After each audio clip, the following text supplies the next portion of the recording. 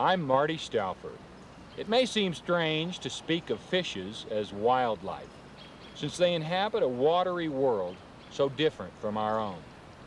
Mysterious and elusive, their ability to breathe underwater has mystified men for centuries. But when you think about it, it's water that makes Earth a livable home for all of us, from the immense Great Lakes to the tiniest backyard streams. America's inland waters support more than 700 species of fishes. You'd be amazed at how many are found right in your area, surviving by means that took us long to evolve as the waters they live in. Some are the familiar fish that many people enjoy catching and eating. Others are anything but ordinary. Huge, primitive monsters, or brilliant miniature rainbows, and a few so unusual, it's hard to tell just what world they belong to. But whether we find them tasty or incredible, they're all fascinating fishes.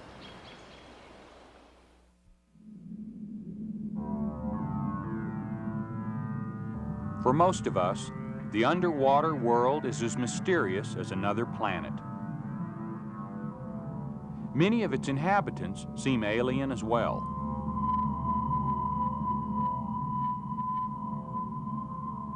But water covers 2/3 of the Earth's surface, and it is here that fish, the ancestors of all vertebrates, began evolving more than 400 million years ago. Some have changed little since then, while others have developed amazingly complex ways of life.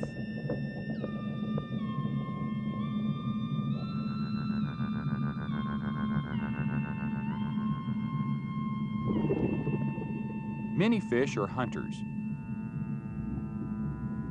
and most are hunted, not only by man, but by a wide variety of birds, mammals, reptiles, and other fishes.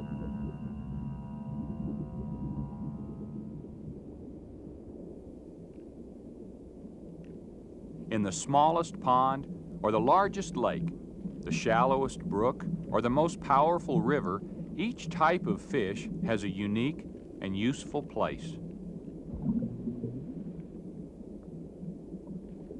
Some fish feed along the bottom, others at the surface, and still others in between. Some, like these shiners and white bass, travel in schools with hundreds of their own kind. Some intermingle with other species. And some, like these striped bass, are most often solitary. A few fish don't look much like fish at all. The lamprey eel is the most primitive living vertebrate, and one of the most unusual, with its circular mouth, rasping tongue, and rows of sharp teeth.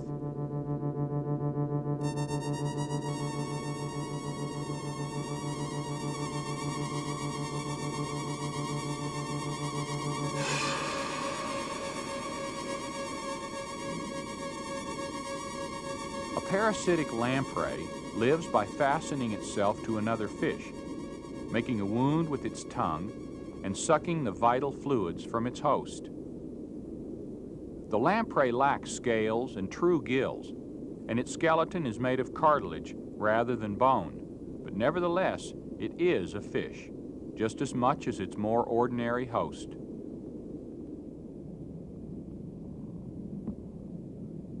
The sturgeon, another primitive fish, is North America's largest freshwater species.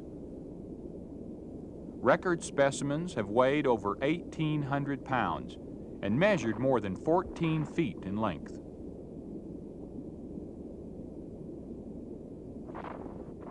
Unlike birds and mammals, fishes continue to grow as long as they live.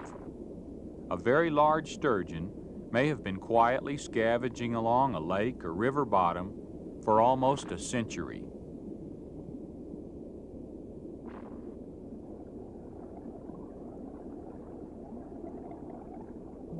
The bowfin, with its full-length dorsal fin, is another living fossil. It has two breathing systems, gills for breathing underwater, and a swim bladder, which it fills by gulping air at the surface.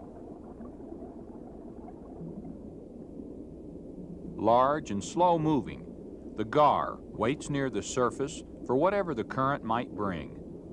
This long-nosed gar is one of 4 archaic species common in the southeast. All of them, the spotted gar, the short-nosed gar, and the huge alligator gar, breathe through gills when active and use their swim bladders while basking near the surface of warm, oxygen-depleted waters.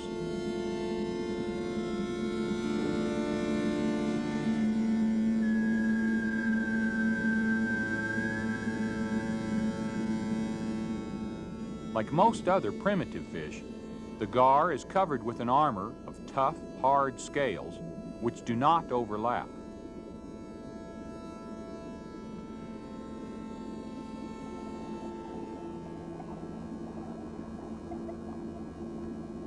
North America's most ancient large animal is the paddlefish.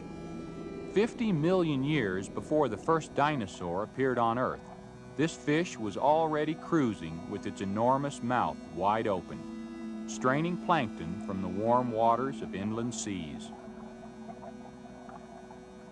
As those seas dried up, paddlefish adapted well to the great rivers that were gradually left behind, especially to our Missouri and Mississippi river basins.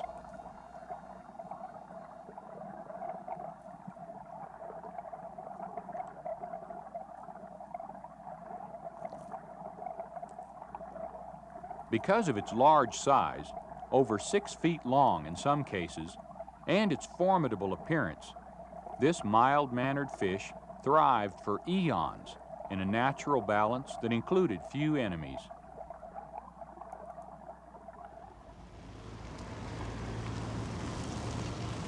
Then, along came civilization. Suddenly, the fate of these ancient creatures has become uncertain. In the late 1900s, paddlefish roe were valued as caviar, though their meat was then considered worthless. But by the turn of the century, unregulated commercial fishing had drastically reduced their numbers. Today, snagging paddlefish during their spawning season continues as a popular sport, especially around Lake of the Ozarks, Missouri, where much of the remaining paddlefish population is concentrated. Look at this one in the boat.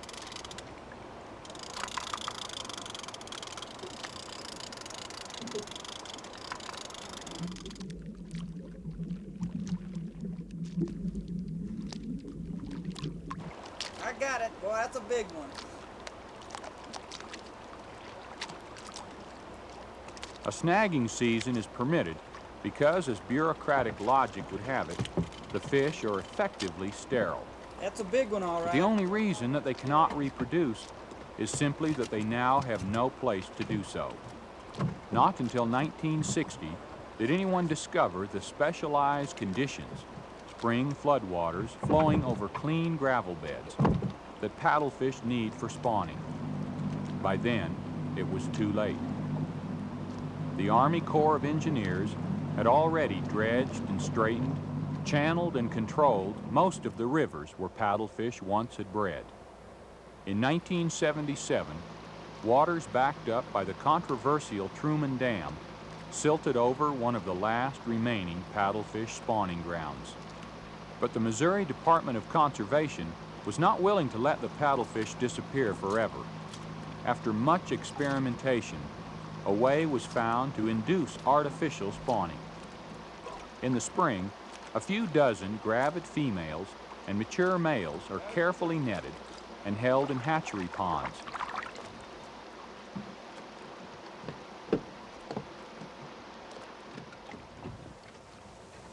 When it's judged that her eggs are ripe, a female is injected with hormones taken from the pituitary glands of snagged paddlefish.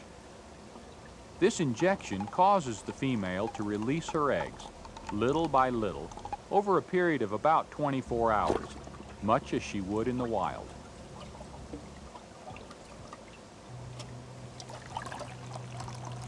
At each stage, milk taken from the males is added to the eggs, and the solution is gently mixed with a feather to maximize chances of fertilization without damage to the eggs. The fertilized eggs are carefully tumbled to simulate natural water conditions and to keep the highly adhesive eggs from sticking together.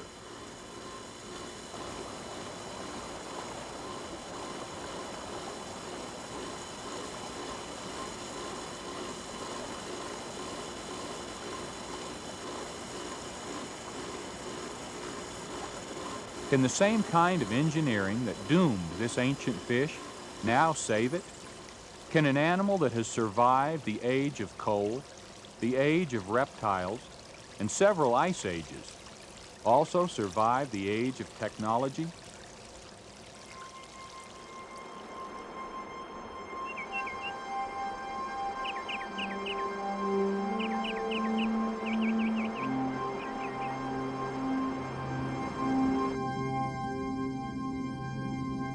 That our ingenuity and goodwill might help it to continue are a credit to our intelligence and our sense of responsibility. But that such artificial procedures are now the only means by which this amazing animal can survive is, to me, unspeakably sad.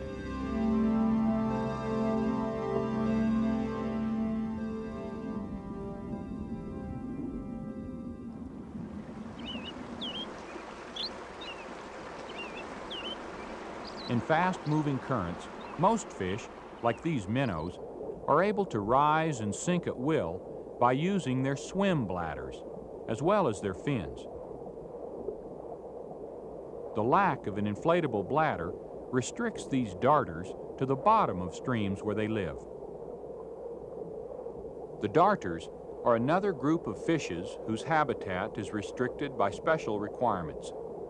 Lacking an inflatable swim bladder, with which other fish are able to rise and sink at will, these tiny members of the perch family are confined to stream bottoms. Their name comes from the way they dart about after food or away from enemies.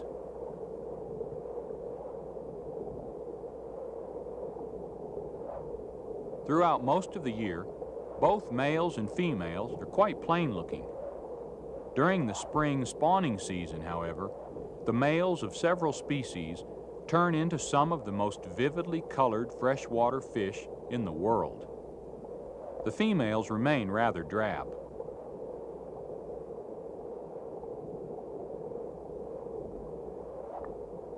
As with many animals and birds and other fish, it is the male that gets the ornamentation. Biologists are just beginning to understand the vital role of these miniature rainbows in the ecology of healthy streams.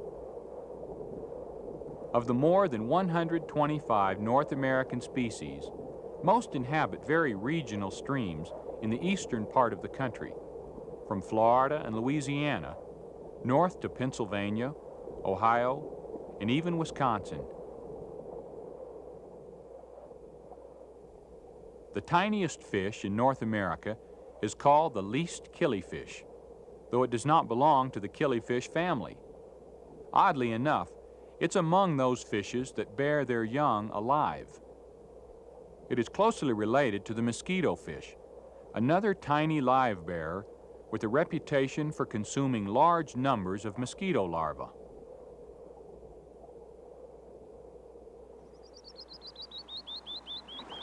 Out west, in the Colorado River drainage, another live bearer, the Gila top minnow.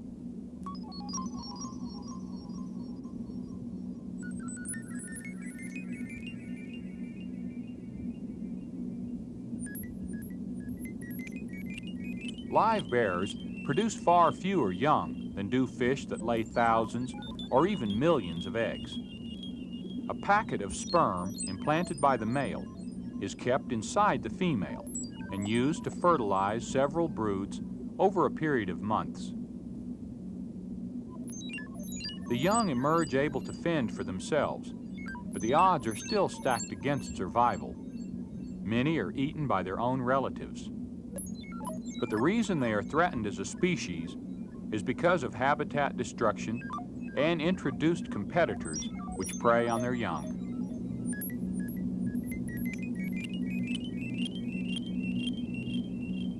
The Gila top minnow was once one of the most common fish. Now, it's on the endangered list.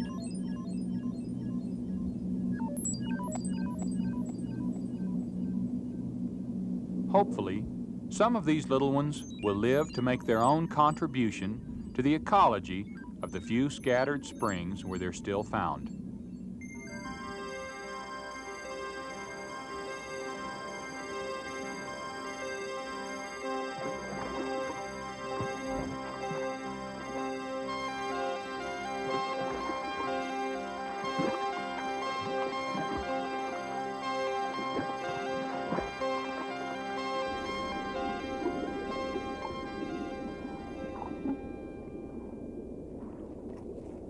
One of nature's great mysteries is how salmon find their way thousands of miles from ocean feeding grounds to spawn in the same ancestral streams where their life began. As they battle their way upstream in this Washington State River, Pacific salmon begin to form mating pairs. The female uses her tail to sweep clean a nesting site, or redd. The male stays close by her side as she deposits her eggs. As many as 7,000 of them.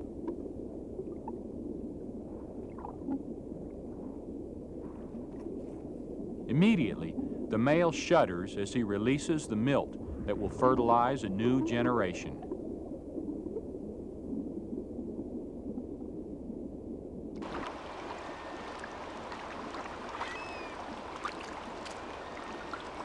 The female will continue to guard her nest.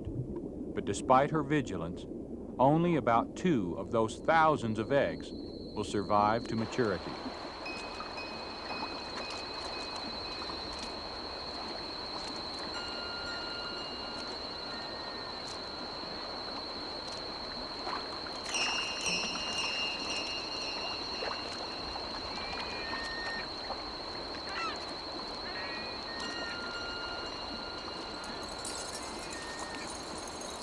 For the Pacific salmon, male and female alike, there is only one journey up the river of life.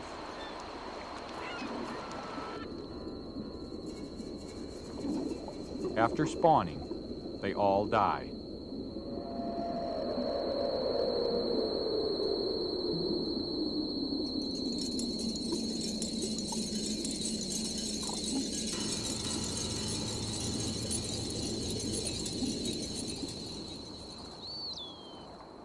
Here in Maine, Atlantic salmon are another of nature's mysteries. Unlike their Pacific cousins, they often do live to spawn again. But their migrations are not easy either. As they leave salt water to go upstream, they give up eating entirely. As their sexual organs develop, they must subsist on stored fat deposits until they return to the sea, sometimes as much as a year later.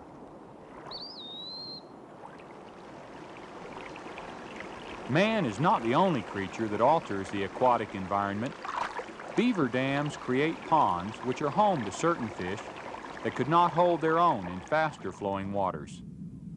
Here in northern Wisconsin, predatory species such as these smallmouth bass and walleye fare equally well in either lakes or streams. This thinner fish, which looks like a walleye, is actually a sauger, a close relative. The walleye is so called because of the frosted look of its eyes.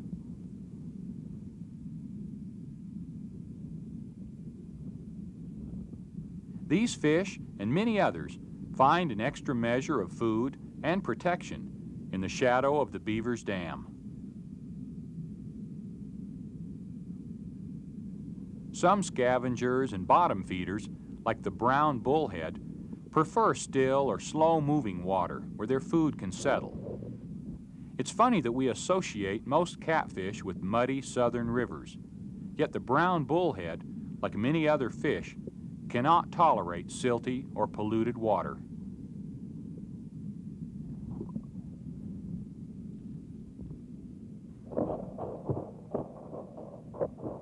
This common member of the catfish family is found all over the country east of the Mississippi, from Florida to Canada, and has been introduced into other areas as well.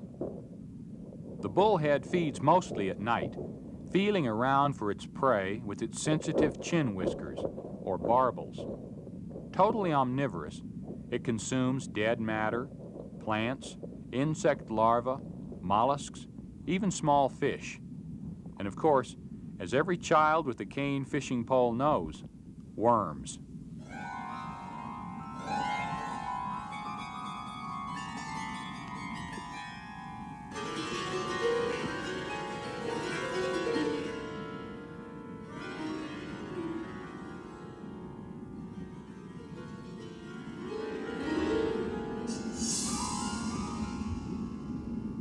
The burbot, the only freshwater member of the cod family, must be among the strangest looking of North American fishes. It lives in the deep, cold waters from the Great Lakes northward to the Arctic.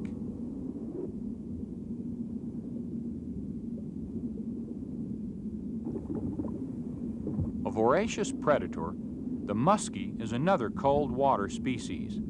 It sometimes finds itself in competition with the bluegill, the most common of the sunfishes.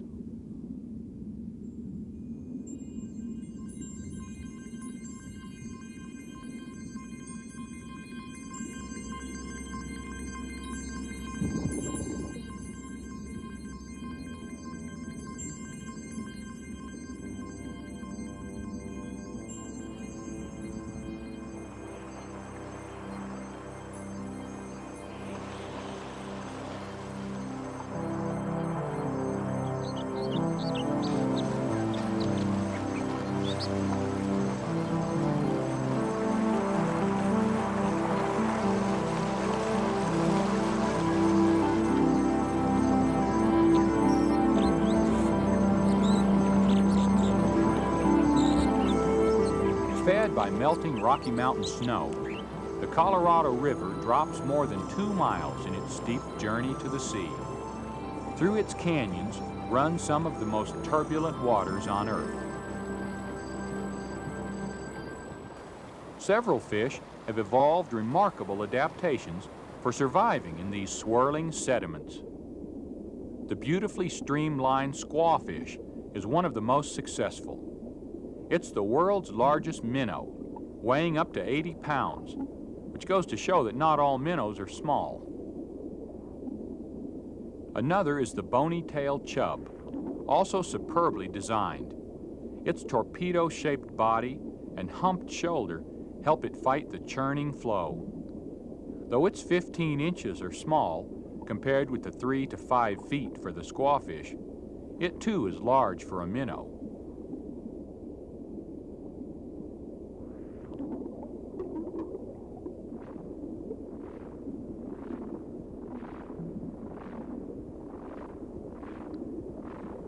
An unusual mouth and an even more pronounced hump characterize the razorback sucker.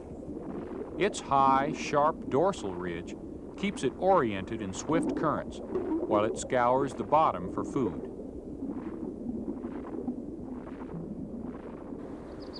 At the Dexter National Fish Hatchery in New Mexico, efforts are underway to save these fish, much in the same way that the paddlefish is being preserved.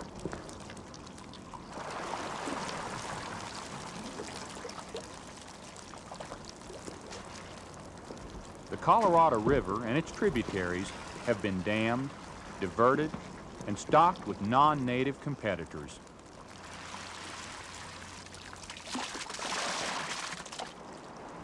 Its original inhabitants, these unusual fast-water fishes, are now endangered. But preservation under artificial conditions is not enough.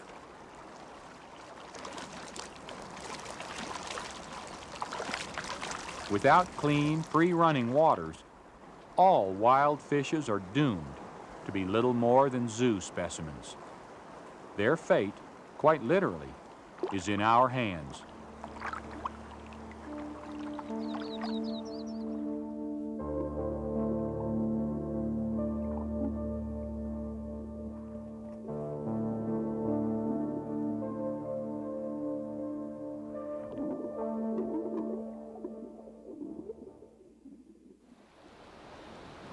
Fishes definitely qualify as wildlife. They normally thrive without human help, and they fight when caught. Like other creatures, they're also a real challenge to study in the wild. Fortunately, many of America's cities have a public aquarium where you can see, up close, what makes a fish a fish. Some of my favorites are in Chicago, Dallas, San Francisco, and the National Aquarium in Baltimore. There are others, and you should pay a visit to the one in your area. But these fish zoos must not become their only havens. Preserving the health of our free-flowing waters will ensure that they can continue living their submerged lives as fascinating fishes. I'm Marty Stouffer. Until next time, enjoy our wild America.